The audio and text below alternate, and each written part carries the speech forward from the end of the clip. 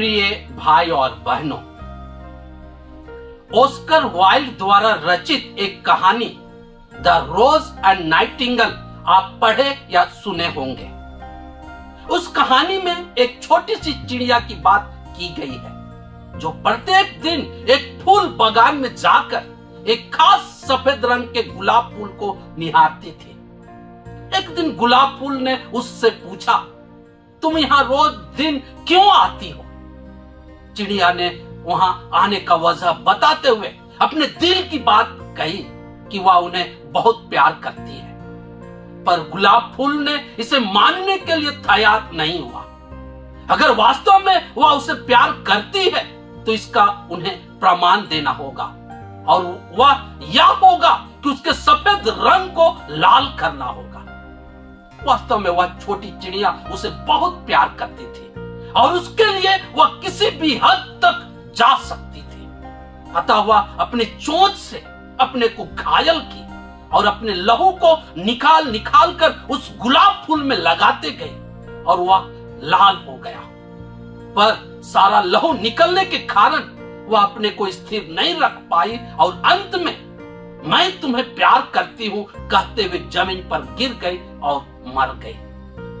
इसी प्रकार की एक सच्ची घटना 2000 वर्ष पूर्व यरूशलेम में घटी थी, जिसे आज पूरी दुनिया याद कर रही है और हम भी उसी की यादगार मनाने के लिए यहाँ जमा हुए हैं। प्रिय भाई और बहनों, प्यार की कहानी तो हमने बहुत सुनी है, जैसे लैला मजनू, रोमियो जूलियट आदि, पर उन सब प्रेम कहानियों का स्रोत ईश्वर ही है और उसी प्यार को हम मानवों के लिए ईश्वर अपने पुत्र यीशु ख्रिस्त के द्वारा दिखाया। प्यार क्या है? वर्तमान समय में फिल्मों, गीतों, कहानियों, उपन्यासों आदि में प्यार के संबंध में बहुत कुछ दिखाया जाता है, पर क्या वह सच्चा प्यार है? क्या उसके जरिए इसे परिभाषित किया जा सकता है? एक बार एक पक्षी ने एक सुंदर फूल से पूछा, तुम लोगों को अपनी सुंदरता और खुशबू देते हो, तुम्हें क्या मिलता है? इसके संबंध में फूल ने सुंदर सा जवाब दिया, जो देकर कुछ पाने की आशा करे वह व्यापार है, पर जो सब कुछ देखकर कुछ भी वापस पाने की उम्मीद नहीं करे वह प्यार है। अगर आप किसी को कुछ देकर कुछ पाना चाहते हैं या उसमें लेन देन समाहित है तो वह प्यार नहीं बल्कि व्यापार है। कल्पना कीजिए, इस दुनिया से प्यार को हटा दिया जाए, लोगों की क्या स्थिति होगी? प्यार से इस दुनिया की सृष्टि की गई और इसी प्यार से यह दुनिया चल रही है। यीशु अपने संपूर्ण जीवन और शिक्षाओं द्वारा इसी प्यार को सिखाने और समझाने का प्रयास किया।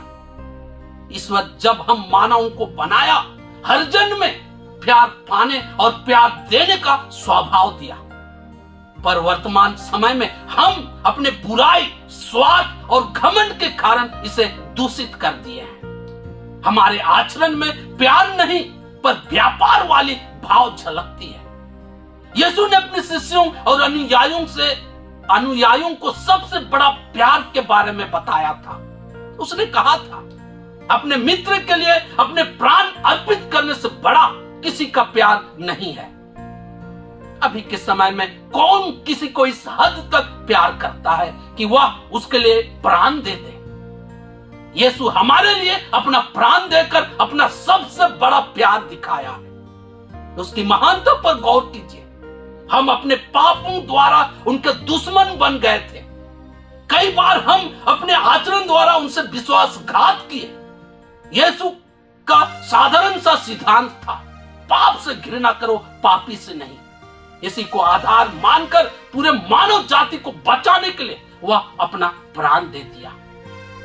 आज पुण्य शुक्रवार है। आज ही के दिन यीशु मानव प्रेम के खातिर क्रूस पर बलिदान हुए थे। दूसरे शब्दों में पुण्य शुक्रवार यीशु ख्रिस्त का शहादत का दिन है। लोग इसे गुड फ्राइडे या शुभ शुक्रवार कहते हैं। बहुतों के मन में यह सवाल उठना स्वाभाविक है कि किसी का मरण कैसे अच्छा या गुड हो सकता है? इसे क्यों गुड फ्राइडे कहा जाता है? यीशु के मरण दिन को अच्छा या गुड इसलिए माना जाता है क्योंकि इसी दिन वे क्रूस पर अपने प्राणों की आहुति देकर हमारी मुक्ति के शुभ कार्य को संपन्न किया था। हमारे पापों की कीमत वे अपने लहू बहाकर अपने मरण से चुकाया था। अपने मरण और पुनरुत्थान द्वारा पूरे मानव जाति को नया जीवन दिया था। अतः उसका मरना सबों के लिए गुड या शुभ है।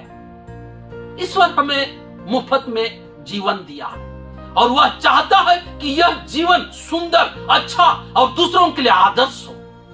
इसे कैसे जीना और रहना है उसे यीशु संपूर्ण जीवन और शिक्षा से सिखाया है। अगर हम उनके शिक्षाओं और सिद्धांतों के आधार पर चलते हैं तो निश्चित तौर से यह जीवन इस दुनिया में सफल होगा और यह सांसारिक जीवन के बाद स्वर्गिक सुख का इनाम भी दिलाएगा। हमारे पूर्वज अपने जीवन को ईश्वरीय इच्छा और आज्ञाओं के आधार पर नहीं जिए, पाप किए और इसे अनंत मृत्यु के गर्त में ले गए थे। उनका जीवन विनाश के गर्त अनंत आग में चला गया था और वहां से निकलने अपने बल पर असंभव था। ईश्वर अपनी महती दया दिखाई और अपने बेटे यीशु क्रिस्त को इस दुनिया में भेजा और हमारे लिए अपना प्राण दिया। किसी के मन में यह सवाल उठता होगा कि क्या पिता ईश्वर अपने बेटे को प्यार नहीं करता था जो उसे क्रूस पर मरने के लिए छोड़ दिया? क्या मानव को बचाने का और दूसरा तरीका नहीं था? ईश्वर की योजना हमारे ज्ञान और समझ से परे है। वह जो भी किया हमको जीवन देने के लिए किया। अतः आज हम अपने जीवन पर विचार करें। हम अपने जीवन को किधर ले जा रहे हैं? हमारे पास दो विकल्प है, जीवन या मरण। वर्तमान समय में अधिकतर लोग मृत्यु को चुन रहे हैं।